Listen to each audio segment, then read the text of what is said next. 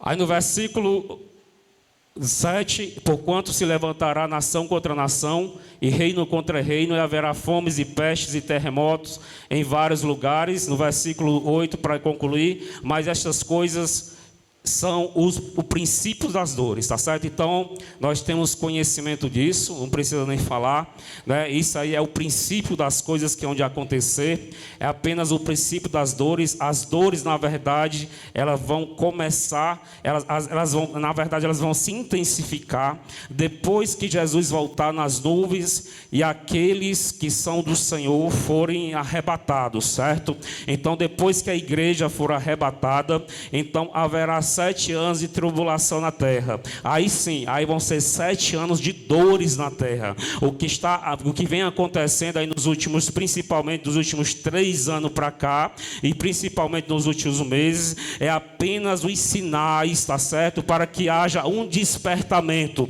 para que as pessoas entendam que o que está escrito há de se cumprir, mesmo porque já começou a se cumprir. É um despertamento porque Jesus há de voltar. Já que nós estamos no princípio das dores, já que os sinais estão acontecendo, já que não tem mais como nos dizer que a Bíblia é verdadeira, então é momento agora de nós intensificarmos a busca, mesmo porque antes da igreja ser arrebatada, nós vamos ter aí um período de um grande avivamento. Entenda que Jesus jamais ele vai voltar num período como esse, porque se Jesus voltasse hoje, a maioria das pessoas de dentro da igreja, elas não subiriam. Eu não estou falando de quem está fora da igreja, eu não estou falando do ímpio, eu estou falando do crente, do justo, do cristão. Se Jesus voltasse hoje, mais uma vez eu digo, a maior parte da igreja não subiria. Então, portanto, é necessário haver um despertamento espiritual para que a igreja que dorme, ela venha acordar, ela tem que despertar para resgatar os que estão adormecidos lá fora, tá certo? Então, por isso que antes da igreja ser levada, as pessoas serem levadas por Jesus, então há de acontecer um grandioso mover espiritual. Um mover espiritual onde verá ondas de avivamento, de uma grande glória, onde acontecerão milagres, onde acontecerão sinais poderosos na terra e onde estarão muitas pessoas ao arrependimento. São ondas de avivamento que vai tocar no coração de pessoas da forma que nunca tocou. Eu digo principalmente da questão lá fora e também das que estão na igreja, para que elas venham ao arrependimento genuíno. Vai haver, vou dizer, a partir dos próximos meses e durante um período aí de alguns anos, vai haver uma grande unção que vai levar pessoas de todo o território nacional e outras nações ao arrependimento. Vai haver um grande movimento de pessoas procurando as igrejas, pessoas procurando o evangelho, pessoas procurando alguém para se reconciliar, pessoas procurando alguém para aceitar Jesus, porque Deus está preparando um avivamento, tá certo? Da última colheita, tá certo? Então a palavra é bem clara: não vos assusteis, tá certo? Com as coisas que estão acontecendo. Porém, nós devemos ser precavidos, nós devemos ser prudentes. É momento de não se assustar, mas é momento de se revestir. É momento de buscar mais do que nunca. É momento de observar o que está escrito mais do que nunca. É momento também de, além de verificar o que está escrito, também prestar atenção para perceber o que está sendo revelado. Porque tem muitas pessoas que querem olhar somente para o que está escrito, mas entenda que existe, a palavra de Deus, ela vem da forma escrita e ela vem da forma revelada. Pastor, onde é que tem isso, pastor Renato? Ora, quando Paulo escreveu as epístolas, foram várias epístolas, ele escreveu. Também quando os demais apóstolos escreveram as outras epístolas, nós sabemos que já existia a Bíblia, nós já sabemos que já existia o livro de Isaías, tá certo? Então existia o chamado pergaminho, que era a Bíblia daquele tempo. Porém, Paulo, ele teve revelações a ponto de escrever vários outros livros chamada epístola. Então o que é que isso acontece? Paulo, ele não se limitou ao que estava escrito nos antigos livros, no Antigo Testamento. Paulo, ele estudou, ele aprendeu, ele examinou o que estava sim escrito no Antigo Testamento, mas também ele olhou para o que estava sendo revelado. E quantas coisas não foi revelado para Paulo, para João, para Tiago, para Pedro? Quantas coisas não desceram do céu a ponto de também fazerem parte da Bíblia Sagrada? Então o mesmo Deus, ele continua revelando. O mesmo Deus o mesmo Espírito que deu inspiração a Paulo e os demais apóstolos, ele continua dando inspiração nos dias de hoje. O mesmo Deus que continua dizendo, que continua velando para cumprir tudo aquilo que já foi escrito desde a antiguidade, é o mesmo Deus que continua se revelando, que continua falando, que continua advertindo, que continua fazendo estratégias e mudando a estratégia. Pastor, Deus mudando a estratégia, sim. A Bíblia diz que nosso Deus é imutável. Quando diz imutável, a pessoa dele não muda. O caráter dele não muda. A personalidade dele não muda. Tá certo? Então, ele, como pessoa, é imutável. Mas os seus planos, ele pode mudar a forma que ele vai trabalhar. Deus, ele pode mudar a forma que ele vai chegar a um alvo. Ele pode trilhar vários caminhos, né? O plano A. Se não der certo o plano A, o plano B, plano C, e assim sucessivamente, até chegar ao alvo. Sim ou não? Quem concorda com isso?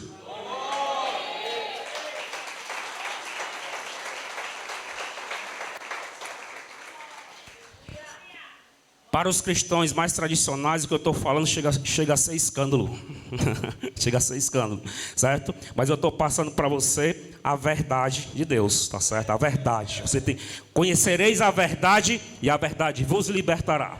E quantas pessoas estão aprisionadas nas coisas antigas, na doutrina, nos dogmas humanos, nos ensinamentos errados, estão aprisionadas e por isso estão tendo uma sobrevida, estão vivendo uma vida miserável, estão vivendo uma vida mascarada, uma vida do falso evangelho, de um evangelho que te limita, de um evangelho que te amarra, de um evangelho que não deixa você flutuar, que não deixa você avançar na presença de Deus. Aí quantas pessoas estão vivendo assim, espiritualmente amarguradas, aprisionadas, né? Vai para a igreja por ir. Eu vou para a igreja porque é a minha obrigação. Eu vou para a igreja porque é o meu compromisso. Eu vou para a igreja. Não. Se você estiver vivendo um evangelho verdadeiro, o evangelho que está escrito, sem esquecer do que está sendo revelado, você vai viver todo dia uma igreja nova. Todo dia você vai viver algo novo, vai viver uma igreja nova, vai viver uma palavra nova. A palavra de Deus vai se renovar para você todas as manhãs, todas as tardes, todas as noites, todos os cultos. Os cultos vão ser renovados, o louvor vai ser renovado. Nunca um culto vai ser igual a outro, nunca uma oração vai ser igual a outra. Nunca você vai ler uma palavra e a palavra vai ter o mesmo sentido para você. Não. Por isso que nós temos que desacorrentar apenas daquilo que foi escrito, porque o que foi escrito é verdadeiro, mas você tem que estar ligado nas coisas novas que Deus faz. Isaías disse: eis que eu faço uma coisa nova, porventura não percebeis? Então nós temos que estar ligados para perceber constantemente as coisas novas que Deus vem realizando. Aí sim, isso se chama renovo. Aí sim, isso se chama voar nas asas da revelação do Espírito Santo. Isso sim, isso aí é fazer você viver o sobrenatural do céu já na terra. É viver o reino do céu já na terra. Mesmo porque Jesus disse: ide pregar o evangelho e anuncia, arrependei-vos porque já é chegado o reino do céu. Já é chegado. Nós não precisamos morrer para viver o reino do céu, não. O reino do céu já foi estabelecido na terra. O reino, vou dizer mais uma vez, o reino do céu já foi estabelecido na terra. Por quê? Porque o rei, o príncipe da salvação, ele venceu o mundo. Então ele reina no céu e também reina na terra. E todos aqueles que estão em Cristo estão vivendo também o reino de Deus sobre esta terra.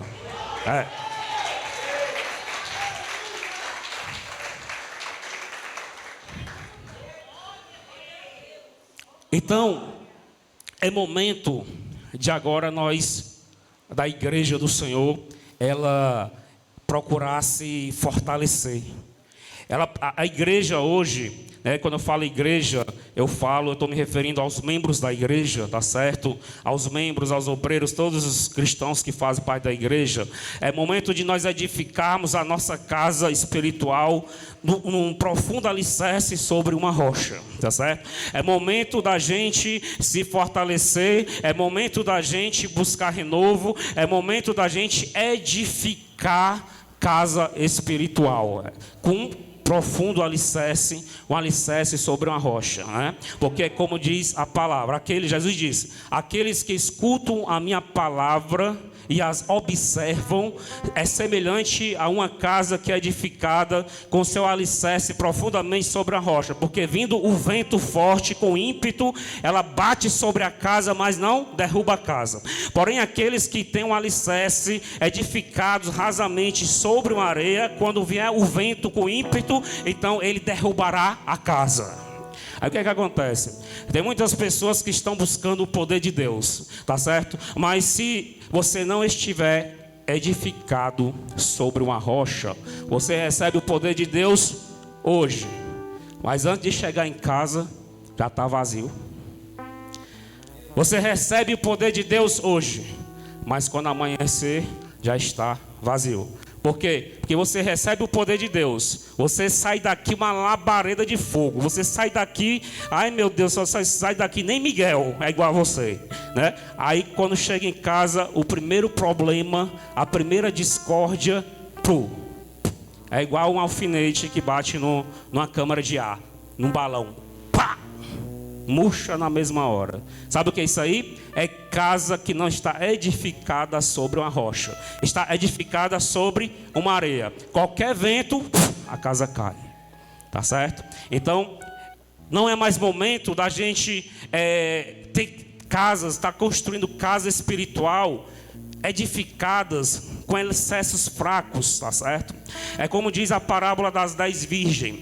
Existiam 10 virgens, porém 5 eram prudentes e 5 eram tolas, Então, vindo o esposo e anunciando que à meia-noite, a meia-noite era a chegada do esposo, então as cinco prudentes, ela tinha azeite na sua vasilha, e as 5 tolas, ela não tinha azeite na sua vasilha. Tinha lâmpadas, mas não tinha azeite. As prudentes, ela tinha lâmpadas e tinha azeite. Então, quando chegou o esposo à meia-noite, então as tolas ficaram de fora. Tá certo? Então, isso é uma parábola, Então, quando na volta de Jesus, quando Jesus voltar, muitas pessoas vão ter suas lâmpadas, mas nem todas vão poder entrar com o noivo por falta de azeite na vasilha. Muitas pessoas hoje estão andando com as suas lamparinas. Muitas pessoas hoje estão carregando a tocha, porém estão esquecendo de armazenar azeite na vasilha. E quando chegar o esposo, só entrarão nas bodas aqueles que tiverem azeite.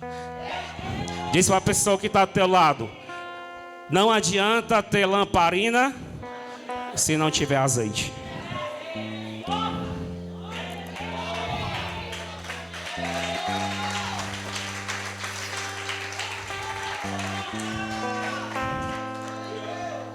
E nós conseguimos armazenar azeite em nossas vasilhas através da obediência, da vigilância e principalmente da busca de Deus, da busca do Espírito Santo e da sua palavra. Então nós devemos estar na vigilância, na obediência e na busca do Espírito Santo, tá certo? Para que nós venhamos é armazenar azeites nas nossas vasilhas. Tá certo?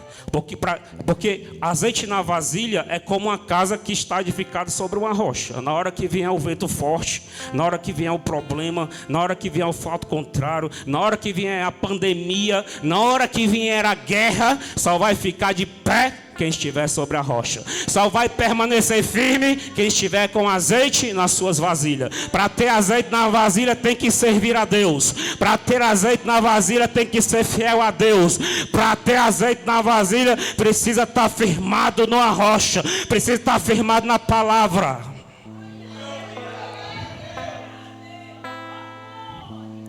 E tem por aí afora, tá cheio de gente tem suas lamparinas. Tem lamparina de todo jeito. Tem lamparina até de LED. Agora. Tem lamparina até de LED. Aí afora. As lamparinas, as coisas mais lindas do mundo. Tem de toda cor. Tem hora que é furta-cor. Acende tudo de uma vez. Tem crente que está igual a vagalume. Aonde vai é pisca na lamparina. Mas na hora que chegar o esposo, não tem azeite na vasilha. Ou seja, tem muita gente falando bonito aí fora. Tem muita gente dizendo assim diz o Senhor. Tem muita gente dizendo, ei, Deus manda te dizer que vai te honrar, que vai te fazer de rainha. Tem muita gente profetizando que Deus vai te colocar aí no meio dos grandes dessa terra. Aí algumas dessas só são lamparinas, mas está faltando azeite. Porque aonde tem azeite tem fundamento, tem alicerce, tem coluna. Ou seja, tem história com Deus, tem tempo com Deus.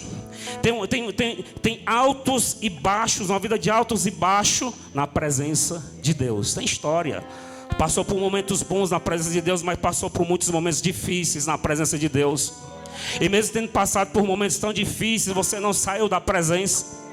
Mesmo tendo passado momentos tão difíceis, você pode até ter chegado em algum momento a murmurar, mas mesmo assim você continuou na presença. Mesmo assim você continuou insistindo. Você pensou em desistir várias vezes, mas você não desistiu. Você disse que não ia mais para a igreja, mas você acabou indo. Você disse que não ia mais orar, mas voltou a orar. São pessoas que têm história com Deus. São pessoas que têm história na presença de Deus. São pessoas que prepararam um firme fundamento na presença de Deus. Tem alicerce. E para preparar um alicerce profundo, demanda mais tempo. Um alicerce bem feito, bem preparado, sobre uma rocha, demanda maior investimento. É ou não é? Mais tempo, mais investimento, mais dedicação com a obra de Deus.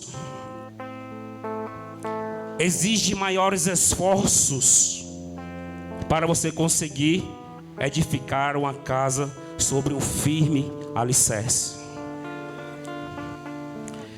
E quando eu falo em firme alicerce, é semelhante ao azeite na vasilha.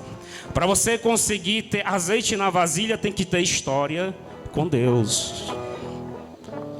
Altos e baixos na sua vida. Passou de tudo. Passou por luto, passou por problema financeiro, passou por enfermidade, passou por perseguição, por calúnia, mas ainda você está aos pés do Senhor. Passou por ventos fortes, mas você ainda está na presença do Senhor. A promessa ainda não se cumpriu, mas ainda você está na presença do Senhor.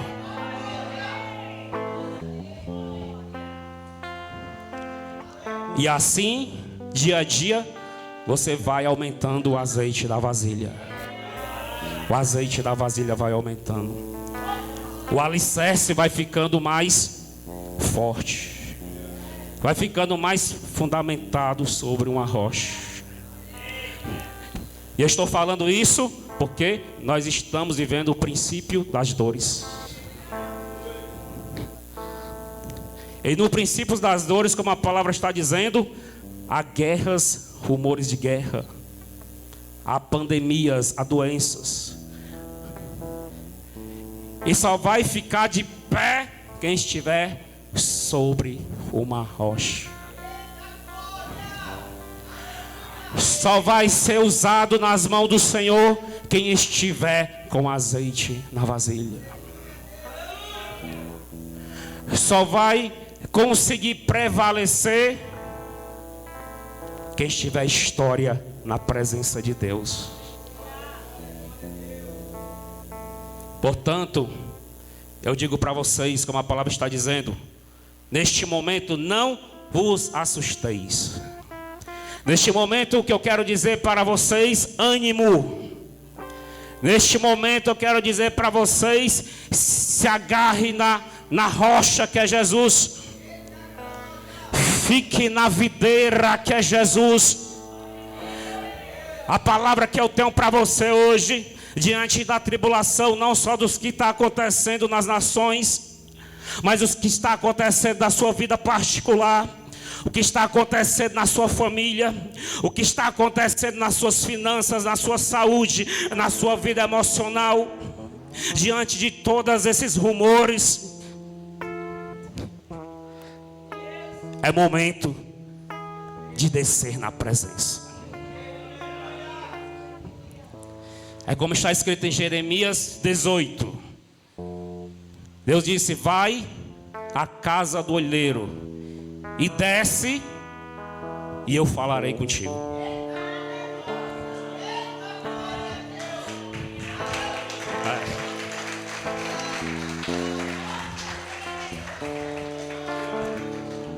Ou seja, para ouvir a voz do Senhor tem que descer. Você pode até ouvir a voz do Senhor, como Saul ouviu. Saul não desceu, mas ele ouviu, ele profetizou. Chegaram a dizer: ali não é Saul, está no meio dos profetas profetizando. O que é que aconteceu? Será que também agora ele é profeta? Mas depois disso, quantas vezes Saul profetizou? Hein? Na Bíblia? Nunca mais. Nunca mais. Só foi essa vez. Então, se a gente não estiver fundamentado na rocha, pode até profetizar, pode até ouvir a voz do Senhor, mas depois não vai ouvir mais. Depois você vai tentar profetizar e não vai conseguir mais. Porque nós temos que ter um alicerce forte, firme. Davi ouviu a voz de Deus, e durante até toda a sua vida, até os últimos dias da sua vida, ele continuou ouvindo a voz de Deus. Por quê? Porque ele era fundamentado sobre a rocha. Porque Davi, ele não se preocupava somente com as coisas materiais, mas ele se preocupava em descer na casa do olheiro. Salmo 51 disse Davi: Senhor, retira tudo de mim, só não tira de mim o teu Espírito Santo. Senhor, me limpa e eu ficarei limpo. Purifica-me com isopor e eu ficarei puro. Olha aí Davi descendo na casa do olheiro.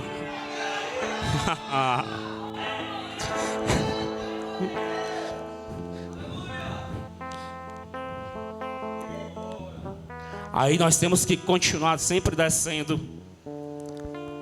e constantemente ser feito pelo Senhor. Constantemente nós sermos restaurados. Constantemente, se precisar dar um toque aqui, uma mexida aqui, uma restauração, um reparo no vaso ali, nós temos que descer. Nós temos que ir à casa do olheiro, à presença de Deus, descer, se humilhar, reconhecer. Você tem que admitir. Isaías, quando teve a sua primeira experiência com Deus, ele disse: ai de mim, perdido estou, porque eu vi a glória do Senhor. E ele não viu Deus não, ele viu a glória do Senhor. Ele viu apenas uma nuvem entrando no ambiente que ele estava. E ele disse: agora, Senhor, retira de mim o meu pecado e arranca de mim a minha iniquidade. Olha aí Davi descendo na casa do olheiro. Por isso que Deus falava e continuou falando. Por isso que Deus revelava e continuou revelando. Por isso que no meio da guerra Isaías permaneceu de pé. Por isso que no meio da luta, no meio da perseguição, no meio da calúnia, Isaías continuou firmado na rocha. E mais uma vez eu digo, eu estou falando essas palavras porque, como todos nós sabemos, nós estamos nos princípios das dores. Acabou-se a brincadeira. Não é mais hora de brincar. Brincar de ser crente. Não é mais hora de brincar com as coisas de Deus. Não há mais tempo de fazer aliança e voto com Deus e não cumprir. Está pensando que Deus é menino? Olha o que é que está acontecendo, os pais até com crianças.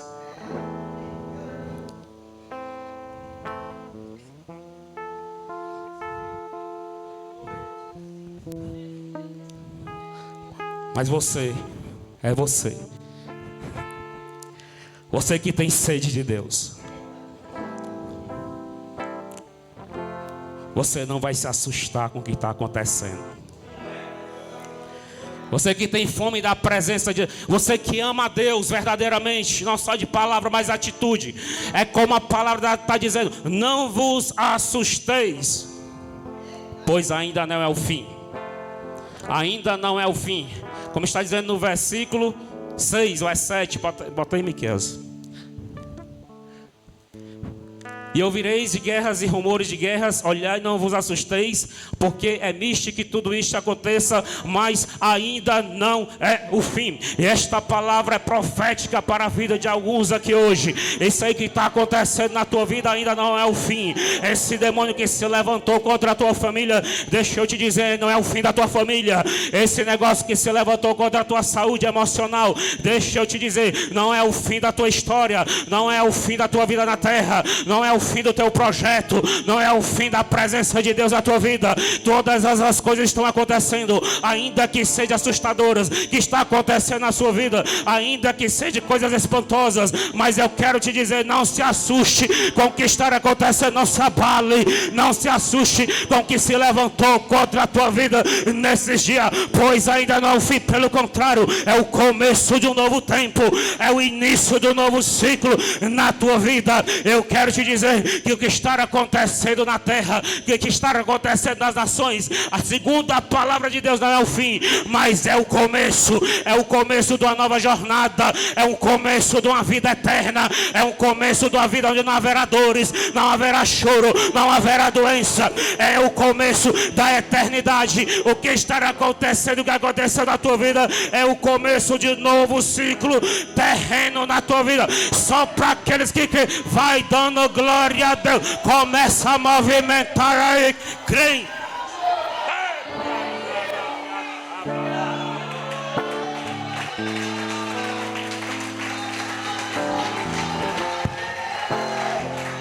É momento de orar, é momento de se revestir para o avivamento. É momento de buscar a presença de Deus. É momento de se preparar.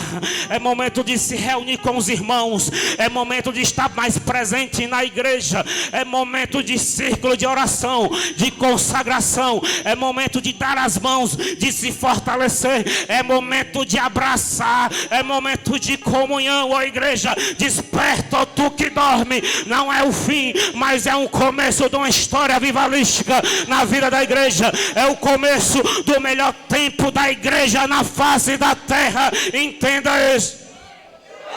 É o início da melhor fase da igreja na face da terra. É tempo onde a igreja ficará em evidência. É isso que eu estou dizendo. A igreja que já foi tão perseguida, a igreja que já foi tão desprezada, é momento de Deus colocar ela em destaque, porque é da igreja onde as pessoas vão ser restauradas, é da igreja onde vai acontecer milagres, e todos os povos, todos os reis, governantes e autoridade verão e contemplarão que o poder está na igreja de Jesus Cristo. Desperta, só quem está entendendo e consegue se alegrar com isso, levanta da tua cadeira e dá um pulo para Jesus.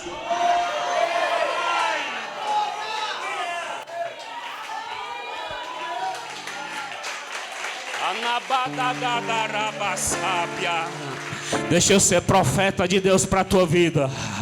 Não é o fim dos acontecimentos, mas é o início da melhor fase da tua vida. Quem é que pode se alegrar com esta profecia?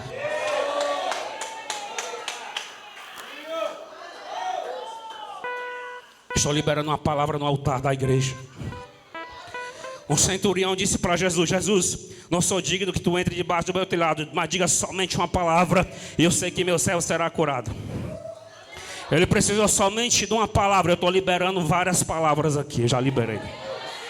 Porque ele sabia que a palavra não era somente um jogo de letras, mas a palavra que saía da boca do Senhor era a própria presença do Senhor.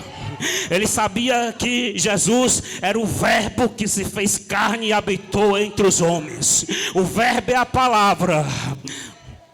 Ele sabia que conhecereis a verdade e a verdade vos libertará. A verdade é a palavra. Portanto, eu estou liberando a palavra.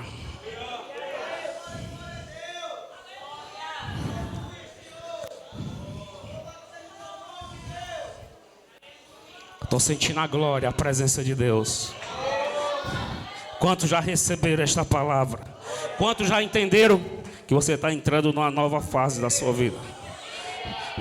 Se você pertence à igreja do Senhor, então pode estar certo. Se você realmente faz parte da igreja do Senhor, pode estar certo que está começando a melhor fase da igreja, a melhor fase da tua vida. O princípio das dores é o princípio da melhor fase da tua vida.